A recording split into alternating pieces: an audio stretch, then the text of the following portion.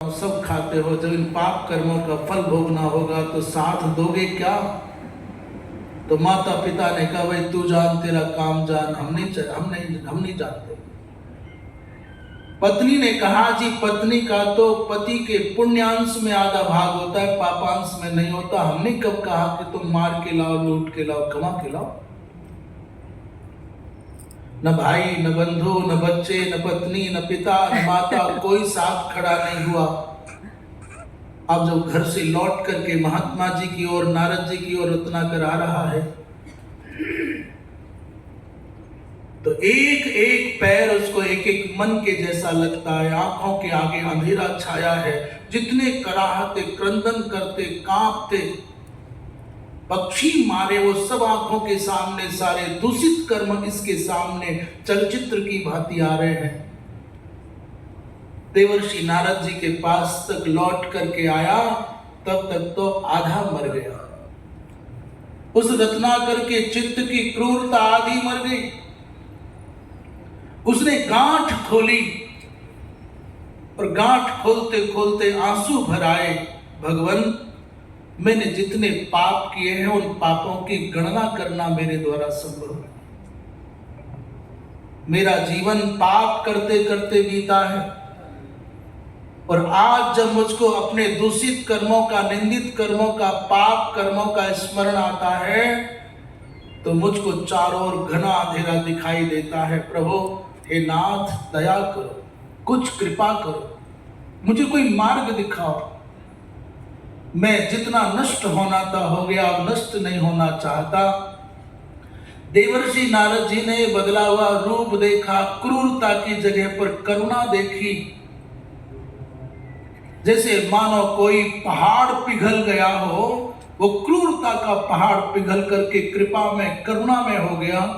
देवर्षि नारद ने ठीक समय पर प्रहार किया और संबोधन किया, भैया तू घबरा मत। जैसे जीवन में पहली बार संत के मुख से भ्राता ऐसा संबोधन सुना तो विह्वल होकर के बिलक बिलक करके रोने लगा।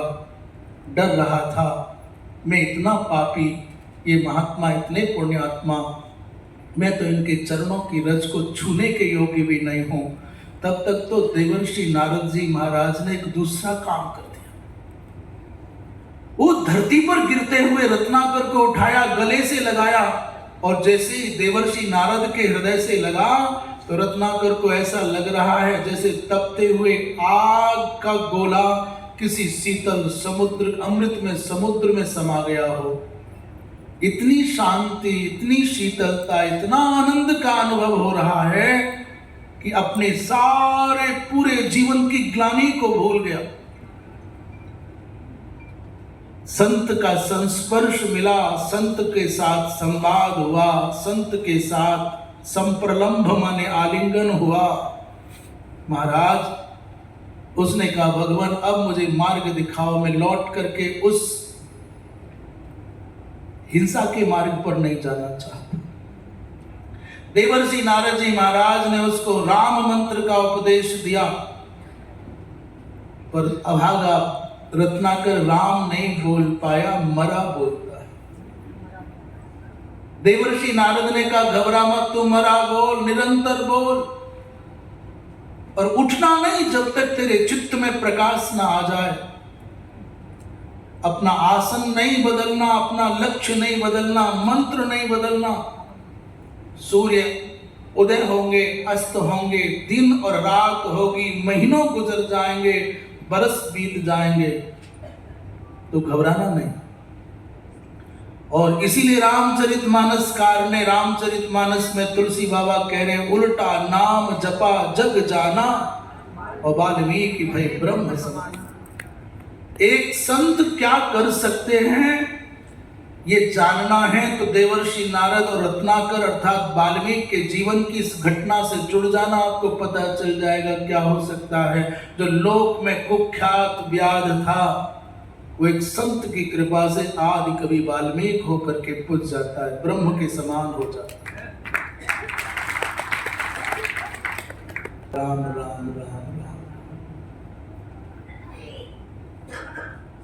जब जब वाल्मीकि का जीवन माने रत्नाकर का जीवन साधना करते करते करते करते ऐसा हो गया कि उनके शरीर के बाहर दीमक ने एक बागी जैसी बना ली। उसको संस्कृत में बल्मीक कहते हैं। देवर्षि नारद सूक्ष्म दृष्टि से रत्नाकर के चित्त को देखते थे और जैसे ही बुराइयों का सब अंधेरा मिटा, ज्ञान का दिव्य प्रकाश रत्नाकर के चित्त में उदित हुआ, वैसे नारद जी महाराज पहुंच गए, बागी को चीर करके बाहर निकले। इसलिए संसार ने उनको वाल्मीकि कहा। भूल गए लोग रत्नाकर को। संत का अतीत नहीं पूछता, संत का वर्तमान पूछता है। भूल गए लोग व्याध था, भूल गए लोग हिंसक था, भूल गए लोग पापी था, और अब तो वाल्मीकि जी महाराज के रूप में नया अवतार हो गए। एक दिन देवर्षि नारद से पूछा वाल्मीकि ने, भगवान बताओ, मैं ऐसा चरित्र लिखना चाहता हूं जो दुनिया में अद्भुत हो, अद्वितीय हो। नारद जी महाराज समझ गए अब इनके अंदर भगवती माँ सरस्वती करुणा बन करके कल्लोल कर रही है। इसलिए उन्होंने राम का चरित्र सुनाया और कहा, जाओ इस राम गाथा का सृजन करो। तो वाल्मीकि जी महाराज के द्वारा नारद जी ने वाल्मीकि रामायण लिखाई। और आज वैसी ही एक घटना फिर घट रही है। वेद